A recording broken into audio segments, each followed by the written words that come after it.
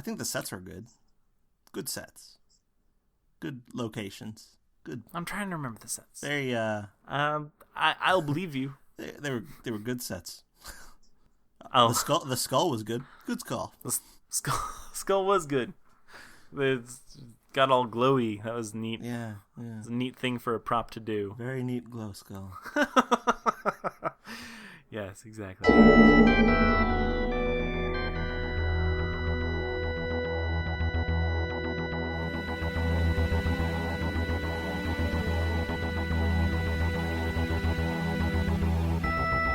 I'm Tom Dickinson, And I'm Louis Midas, and this is the Cloister Room. a podcast about Doctor Who and other things.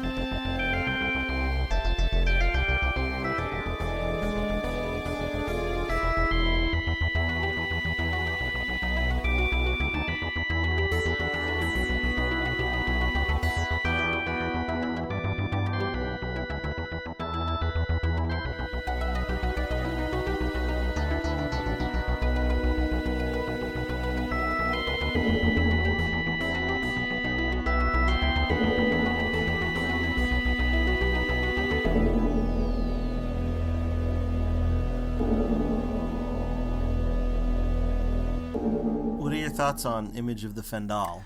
I didn't really like it. You didn't. Nah. I thought it was just kind of okay. Well, and just kind of okay. That's that's something noble in its own right, being just kind of okay.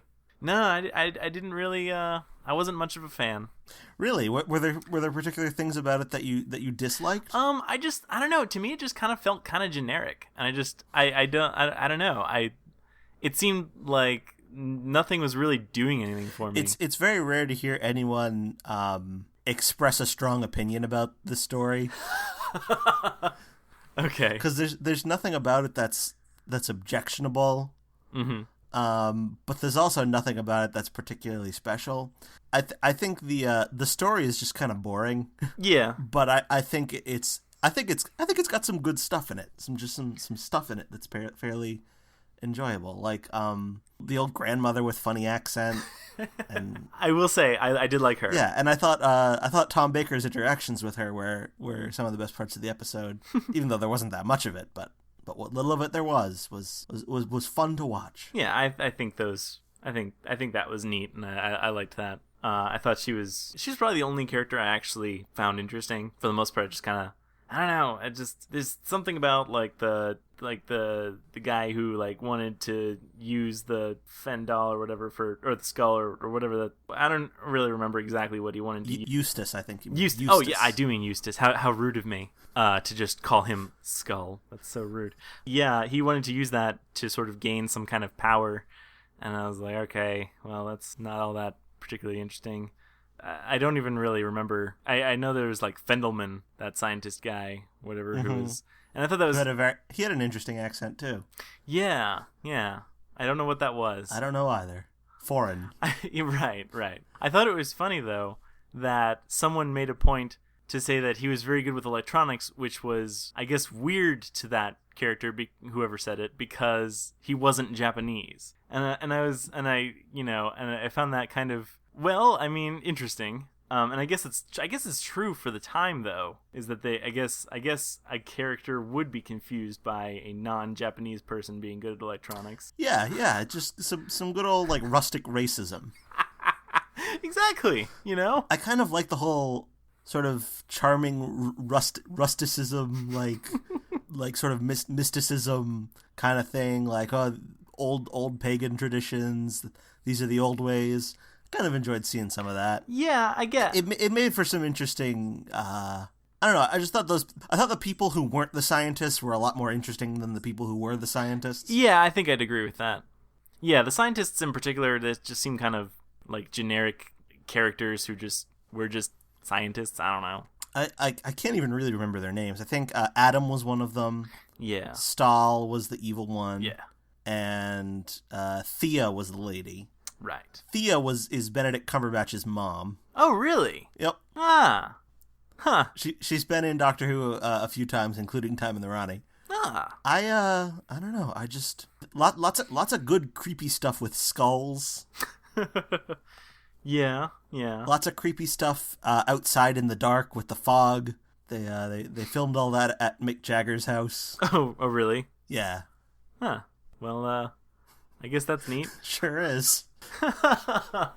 Was Mick Jagger like a fan of Doctor Who? Did he know what was going on? I don't know. I know he rented out his house for the filming, but maybe he just needed money. It could very well be. And I believe this is not the only Doctor Who story filmed there. I think Pyramids of Mars was partially filmed there as well. So either Mick Jagger really liked Doctor Who or really liked money. One of those two things. Presumably. I don't know if it was intentional, but there's something about, like, it seemed like there was a distracting number of, like, tight shots on characters' faces. Yeah, that's kind of true. That seemed to go on for a little bit longer than I felt comfortable with. Like, I mean, I don't know. I don't know. It was just this weird kind of thing. Like, I wanted to see more things that were happening, and instead I just got more of the character's face. So basically very much like last year's film version of Les Mis. Yeah, exactly. Just too much face. Another complaint that I have. Jumping back to the whole, like, pagan mysticism thing, that was interesting and everything, but I was a little confused. Maybe they actually explained this and I don't remember, but it seemed like it was just by complete coincidence that they were doing this time scan thing right next to, like, a time rift or whatever. And it didn't seem, and I feel like there was, like, a line of dialogue that suggested that the time rift was really old and had always been there. And I mean, I guess if you're talking about time, it could have... Well, what I was thinking was maybe the time scan created the time rift, but that didn't seem to be true. And I just thought it was weird that there were these two separate phenomena that were seemingly unrelated, or rather seemingly related, but not ever actually identified as being related, existing in this one place. I don't know. I just thought that was kind of strange. I don't really remember whether that's ever clarified. I guess I just kind of assumed that it had something to do with the fact that, you know, that's where the Fendal core was. Well, right, and it makes sense too. The thing, I mean, well, I think the Fendal was core or whatever was found in Africa, wasn't it? Oh, that's right. Yeah, they found it in Africa. They brought it there, wherever they were, but there also happened to be, and I think there was something that Tom Baker mentioned, where he said, it was something about he was explaining the time rift by saying that it was like people will call it haunted, but it's really just a time rift because that's just what ghosts are, or something like that. I don't really remember the exact line, but that implied to me. Oh, and he also said he said something like, oh yeah, some places have been like that for so long that it's even affected their names and, like, what they're named. And I don't remember what he said that the place was, what it was named, but that the suggestion there was that the time rift thingy was really old, and that the old woman had grown up next to it, and that's why she had this kind of witch powers or whatever. So, I mean, unless there's some, you know, timey-wimey stuff going on with the time scan causing a rift in the past, which is possible, but I don't think it's ever directly stated that that's why. And I mean, I could say that. Well, is it possible that that's why they're doing the experiments there in the first place? It could be, but once again, I don't think that was mentioned. Yeah, I honestly don't remember. But I mean, sure, that's entirely possible, and, you know, I'm okay with that if that's the route they want to go. But I just wish it had been clearer, I guess. I bet it's very clear in the novelization. Probably. Most things are. I guess so. I've never read a novelization, so I don't know. But I don't know. I guess I should get on that. I have actually never read one either. I just know about them. I see. I have a few of them. I just haven't gotten around to reading them. I think that would be neat, you know, to see if that changes my opinion on a story. Maybe, is there a novelization of Time in the Rani I can read? I'm pretty sure there is.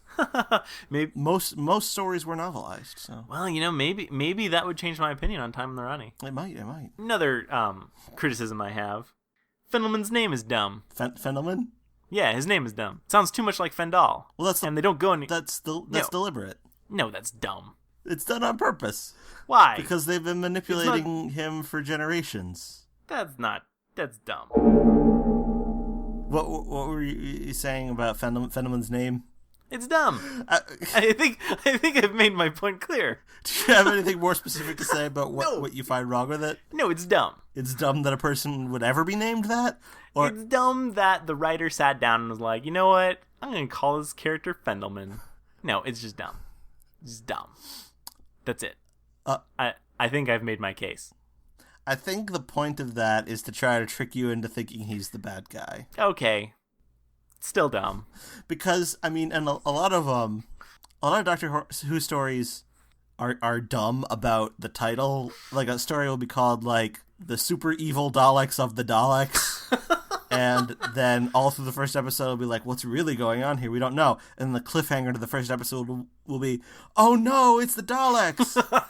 Whereas in this case, it's kind of taking the fact that you know the story is called Image of the Fendal and sort of trying to build up, oh, this guy, he's acting a little suspicious, he's trying to cover up a murder, and his name is Fendelman, and this story is called Image of the Fendal, so obviously he's the one you gotta look out for. Okay, so it's Also, he has a shifty foreign voice. And then in the end, it turns out you're just racist because you were suspicious of this foreigner just because he had a quote-unquote suspicious-sounding name and wasn't Japanese. All right. Okay. I can. All right. I can sort of appreciate it for attempting to subvert the genre, but I still think it's. Yeah. I don't know. Something about it just doesn't seem right to me. I don't know. Yeah, and it's not really. They kind of they pseudo explain it.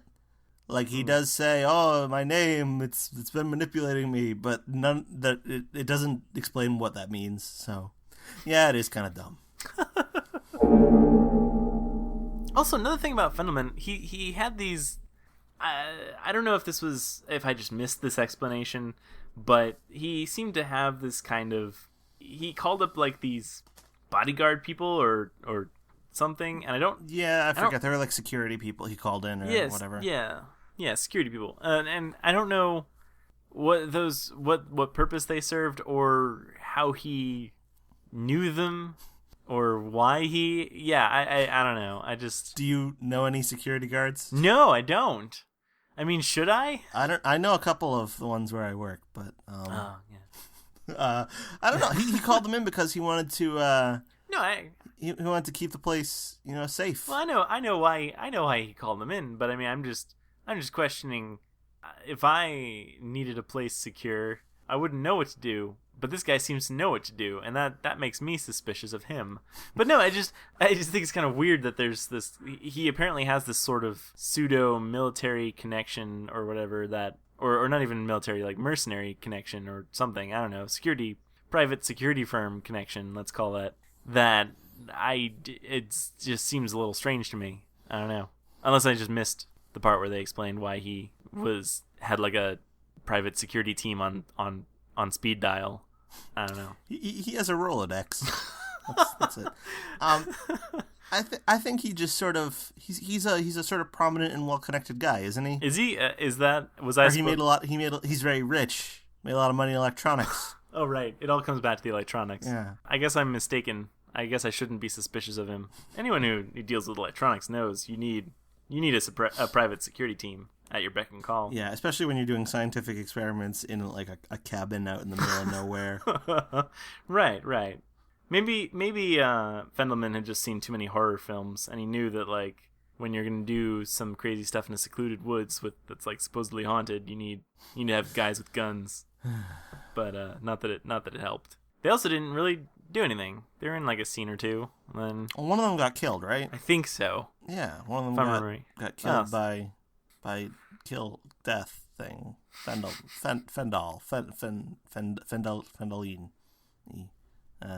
Yeah, that thing. Yeah. Okay, so I guess they did do something. They just died. That's what they did.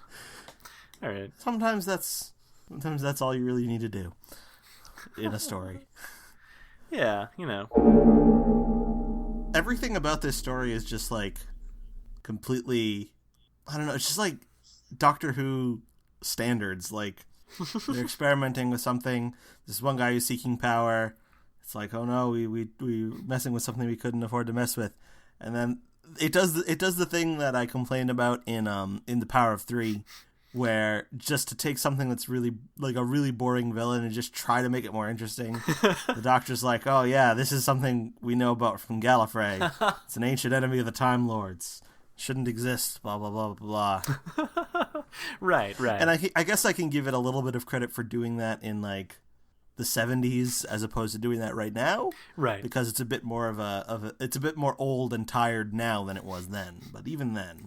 Yeah, that's true. Well, how much did we really know about, the Time Lords or Gallifrey at this point? Well, this was after the Deadly Assassin. Okay. And the Deadly Assassin was our first real introduction to, like, Gallifrey and what the Time Lords were like. It's the first adventure set on Gallifrey primarily that deals a lot with Gallifrey. So, and it establishes a lot of the lore. So this is right after that basically. So they're really not they're really going whole hog with this Gallifrey thing. Okay. So yeah, this was kind of new and fresh, I guess. Although, yeah, that's neat, I guess. Or was this this was the season after. I don't know why I'm saying it's the same season. It was the season after that. Still though, yeah. I guess, I would say not terribly great, but at least better than it was in 2012. Yeah. I don't know. Yeah, I mean, like, I guess I kind of just found it interesting at that point because I wasn't sure how much we really knew.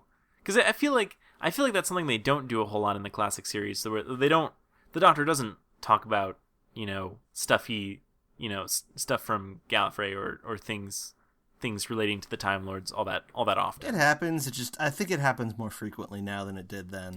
Yeah. I mean, like, I don't know. It seems like once every and I mean, like, it does get pretty tired, but like it seems like every few episodes in New Who there's some reference. The Doctor makes some reference to, like, something like this. I remember this from back on Gallifrey or something like that. I don't know. And that does get kind of old really fast. So what did you think of K9 in this episode? in this serial? He didn't have any lines, did he? I don't think he said a single thing. Poor K9. Didn't they make some excuse for why he wasn't speaking, or was that a different season? Well, this is actually his very second story. Oh. So at the very end of the previous story, the Doctor acquires K9 from his previous owner. Ah. And in this story, he's just completely sidelined. That's unfortunate. Poor K9. Yeah, poor K9. He does look very sad in this episode and, like, hanging his head and stuff. So see, I guess what I'm saying is it was a good performance. It was a stunning performance from K9.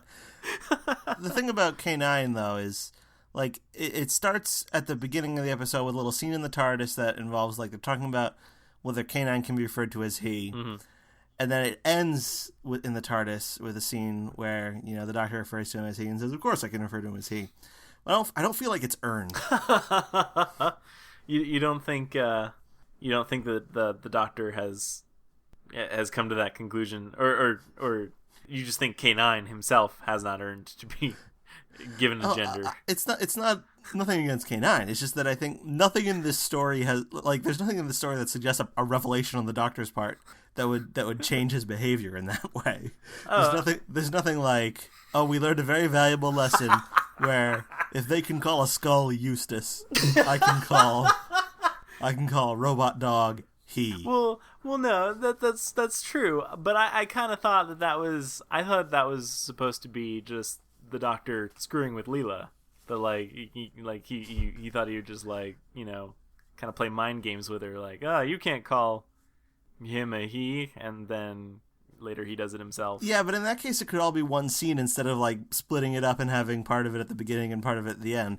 It's like it bookends the episode, but it just has, I don't know, it just feels weird, like it should be somehow justified by something within the narrative. That's a good point, especially because this would have been broadcast over the course of several weeks, so viewers might not even remember that opening scene. So this would just be really confusing to them. They'd worry they missed something, and I guess they kind of did if they don't remember. But it's so that's not fair to the viewer. It's just confusing. They might not even remember K9. They might not. Yeah, I bet that final scene was just really bewildering to at least one person who both forgot the opening scene and forgot K9 himself. Yep. I like seeing K9. I don't know what it is. I just think K9's a fun little character. I guess maybe I find K9 fun because they don't use K9 very much, and so like whenever, because I guess, well, because you know there's a lot of instances where it'll start with them in the TARDIS, and there'll be K9 there, and then the Doctor will tell K9 to stay in the TARDIS, and so I feel like K9 doesn't get a lot of time to shine, so it's kind of nice to see moments where he does appear. I don't know. Yeah. K9. I think K9 can be a little annoying if there's too much of him, but yeah. But he's a good dog. He is a good dog. But yeah. I don't know.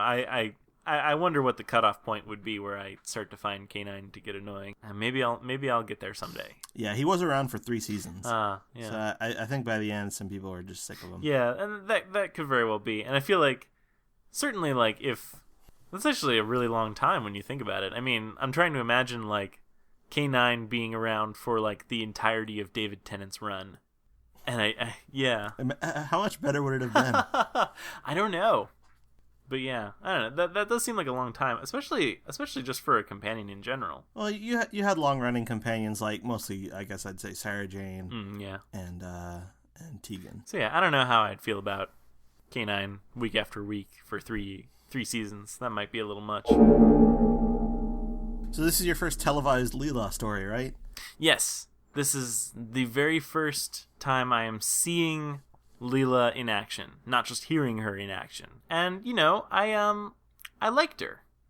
I liked her, but I don't know. I feel like I was expecting more.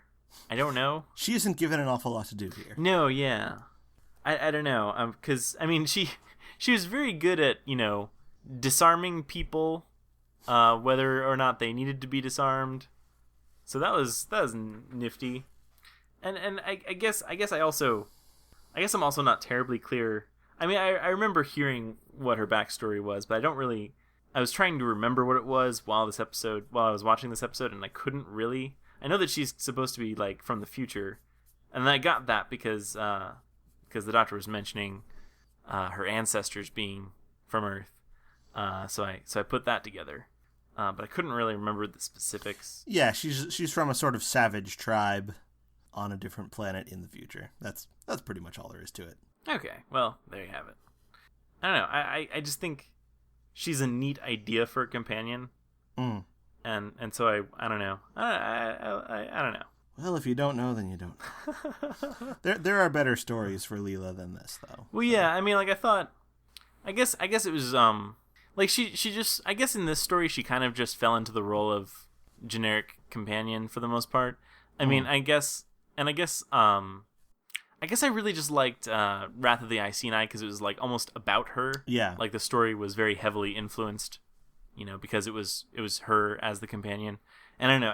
I guess maybe that set my expectations really high for this story. But yeah, it didn't really seem to factor in so much that she was, this tribe from the future. Yeah. She's really just sort of along for the ride as the companion, and it could almost be any companion in this story, although there are little bits of it where she is very much Leela. Right, yeah. I don't know. I look forward to seeing more of her, though. Yeah, I want to see her in action more. I don't know. And it's kind of weird just because it's taken so long for us to get to a story with Leela, and then now we've gotten 2 that are kind of close to, we've gotten 2 in like rapid succession. Yeah. But I don't know. It's weird because there are some characters we still have yet to get a story with, I think. Oh, that's right. Yeah, I think I do believe that is correct. So something I found a little bit disturbing. The Doctor seemed all too willing to help that Stahl guy commit suicide. Yeah. That's kind of strange. Yeah, it was kind of unexpected. I wasn't really expecting it.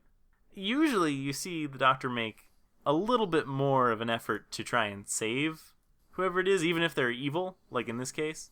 But here he was kind of like, yeah, you go ahead. You do what you gotta do, man. And then he just kind of leaves. But yeah, he and it's not like he says like, "Oh, please don't do this." I mean, he actually gives him the gun. Yeah. He could have not. I mean, like, maybe the doctor just really knew he was a total goner, and it just, you know what, at this point, you know. But I just feel like I would have liked to have seen it built up a little bit more, just to see, you know, just maybe to get maybe the doctor hadn't given up all hope yet. I mean, I don't know. It just seemed a little bit. Something about it I just didn't like. Yeah, I think in a more interesting story, that would have been a more interesting moment.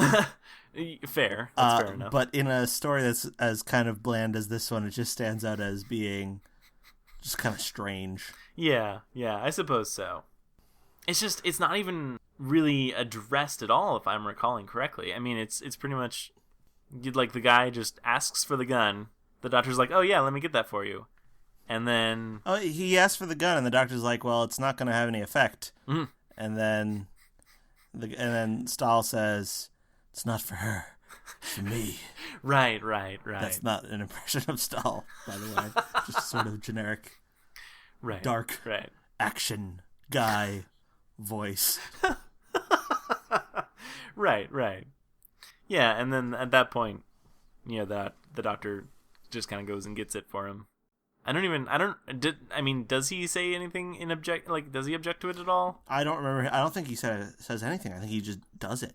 Yeah, I don't know. It's just, that seems kind of messed up. I'm like, that's not the doctor I know and love. Yeah. I kind of wonder why that was allowed to be in the show. Right. And I mean, like, it's not directly shown that he commits suicide, but I mean, like, you know, obviously that's what happens. Yeah. They probably should have. Someone should have looked at the script and said, "Let's not do that." Right. I believe the script editor of this was Robert Holmes. Okay. Who is one of the most beloved Doctor Who writers of the ages, and I think this was his last story as script editor. So maybe he just on his way out, he's like, I'll just let this one slide. I guess. Yeah, sure. I'm leaving, so I'll just let the doctor help some guy commit suicide. That's fine. Someone else can mop up the problem. Someone else can deal with the emotional impact of this in a future story. Right, yeah. You know. Why not? But yeah, I don't know. I feel like someone should have said something.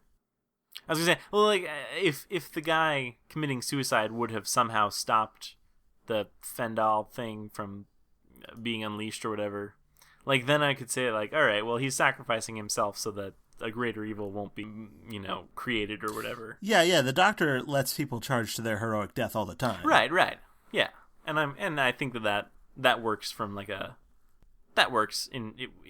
from like a character perspective of the Doctor. Like, that's fine, but, like, I don't know, just to let someone do that for no other reason than to just, you know, I don't know, end their suffering or whatever. I don't know. It just seems like that's not. I don't know. There's something about that doesn't quite sit well with me. Or me. I wonder if anyone was bothered by that.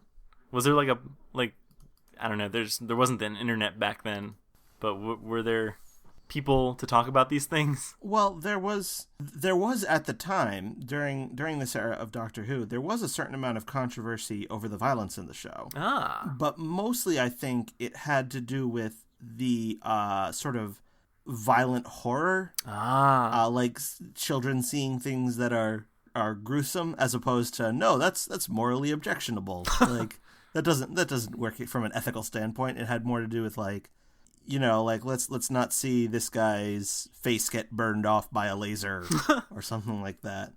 Or, like, there's a scene in an episode of The Deadly Assassin where the Doctor appears to drown, and that's kind of horrific. It was not enjoyed by Mary Whitehouse, who was this really prominent activist in England who was sort of who was, like, at the head of the campaign to stop violence on children's television, and Doctor Who was a show she was constantly criticizing. So yeah, I don't know if I've ever heard anything about this instance in particular, though. I guess they were too busy trying to shield children from graphic, gross things, and not really trying to shield them from moral dilemmas that the Doctor comes down on the wrong side of. Right. I mean, who needs morals? I mean, come on. Apparently not Mary Whitehouse.